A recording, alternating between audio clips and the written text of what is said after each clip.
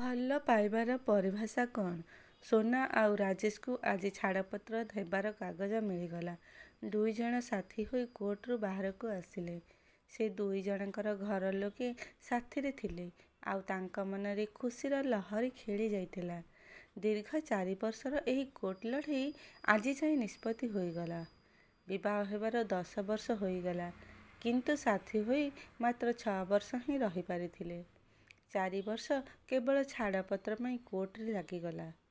ସୋନା ହାତରେ ଯୌତୁକ ଦେବାର ଲିଷ୍ଟଟା ଥିଲା, ଯାହା ଏବେ ରାଜେଶର ଘରୁ ନେବାର ଅଛି।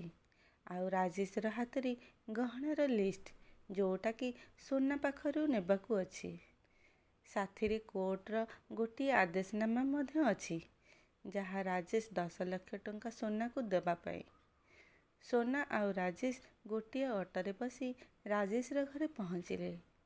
କାହିଁକି ନା ଯୌତୁକରେ ଦେଇଥିବା ସବୁ ସାମାନ ସୋନାକୁ ବାଛିକି ନେବାକୁ ହେବ। 4 ବର୍ଷ ପରେ ସୋନା ଶ୍ୱଶୁର ଘରକୁ ଆସିଛି, ଶେଷ ଥର ପାଇଁ। ଏହାପରେ ଆଉ କେବେ ମଧ୍ୟ ଆସିବାର ନାହିଁ। ସବୁ ଲୋକେ ଯେ ଯାହା ଘରକୁ ଚାଲିଗଲେଣି। କେବଳ 3 ଜଣ ହିଁ ରହିଥିଲେ, ରାଜେଶ, ସୋନା ଆଉ ସୋନାର ମା'। ରାଜେଶ ଘରେ ଏକା ହିଁ ରହେ। ବାପା, ମା ଆଉ ଭାଇ ଏବେ ମଧ୍ୟ ଗାଁରେ ରହନ୍ତି। ସୋନା ଆଉ ରାଜେଶର ଗୋଟିଏ ବୋଲି ପୁଅ, ଯାହାକୁ ଏବେ 7 ବର୍ଷ ହୋଇଛି। କୋର୍ଟଙ୍କ ନିଷ୍ପତ୍ତି କ୍ରମେ ମାଇନର ପର୍ଯ୍ୟନ୍ତ ସେ ସୋନା ପାଖରେ ହିଁ ରହିବ। ରାଜେଶ ପ୍ରତି ମାସରେ ଥରେ ଯାଇ ଦେଖା କରିପାରିବ।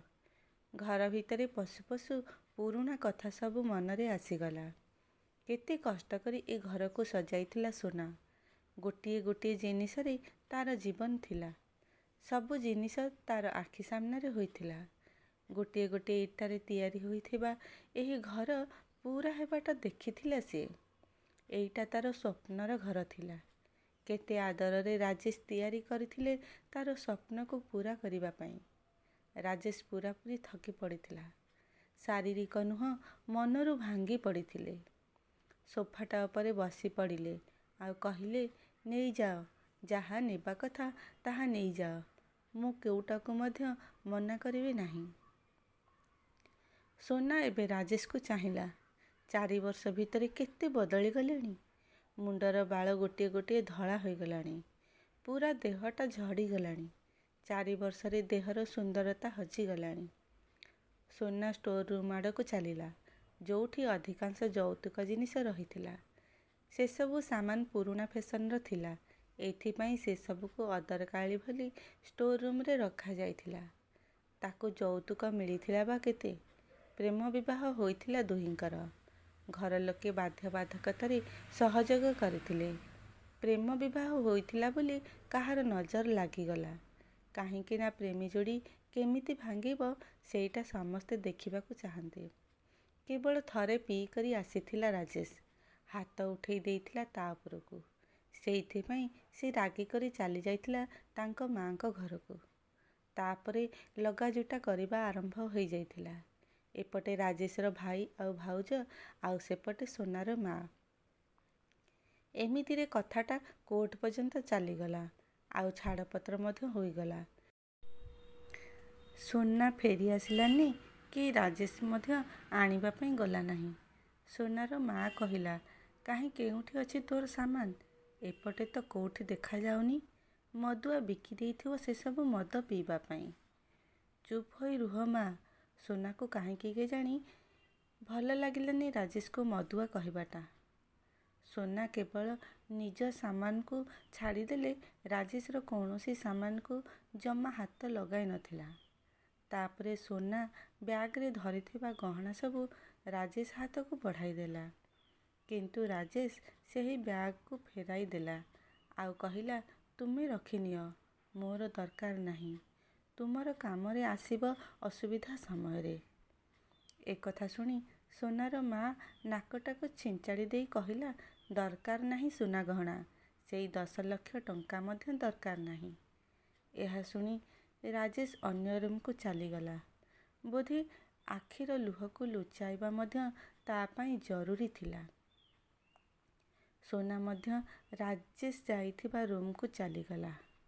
ରାଜେଶ କାନ୍ଦୁଥିଲେ, ଯେମିତି ହୃଦୟ ଭିତରେ କିଛି ଗୋଟିଏ କଥାକୁ ଛୁପାଇବାର ଚେଷ୍ଟା କରୁଥିଲେ।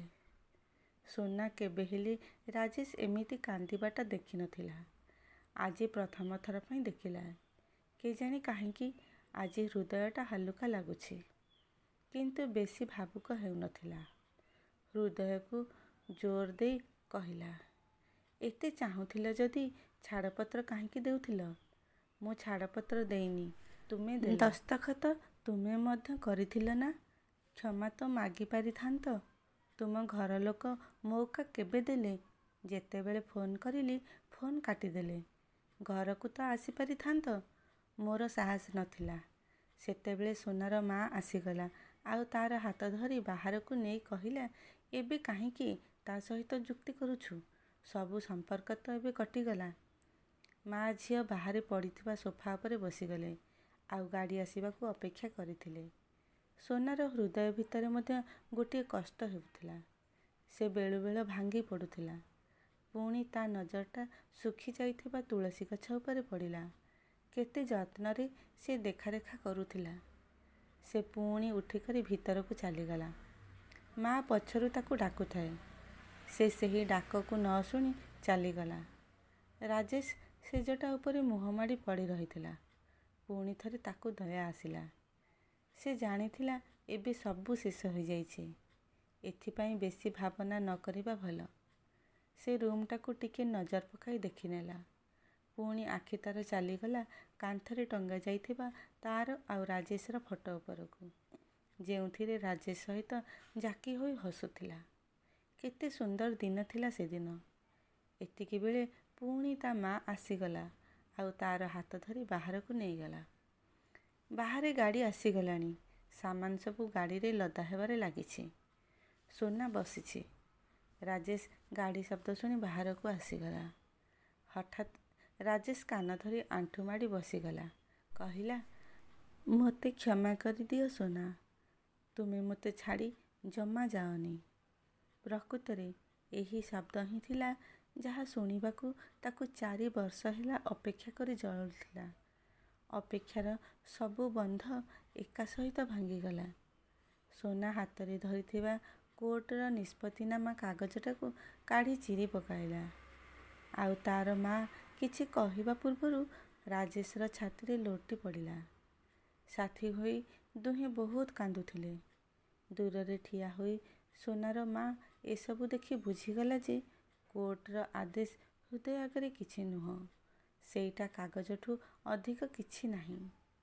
ଭଲ ହୋଇଥାନ୍ତା ତାଙ୍କୁ ପୂର୍ବରୁ ମିଶିବାକୁ ଦେଇଥିଲେ। ଯଦି କ୍ଷମା ମାଗିଦେଲେ ସମ୍ପର୍କ ଭାଙ୍ଗିବା ବଦଳରେ ଯୋଡ଼ି ଯାଉଛି, ତାହେଲେ କ୍ଷମା ମାଗିନେବା ଉଚିତ। ଯଦି ଭିଡ଼ିଓଟି ଆପଣମାନଙ୍କୁ ଭଲ ଲାଗିଥାଏ ତେବେ ଲାଇକ୍, ସେୟାର ଓ କମେଣ୍ଟ କରନ୍ତୁ। ଚ୍ୟାନେଲରେ ନୂଆ ଥିଲେ ଚ୍ୟାନେଲଟିକୁ ସବସ୍କ୍ରାଇବ୍ କରିନିଅନ୍ତୁ। ଧନ୍ୟବାଦ।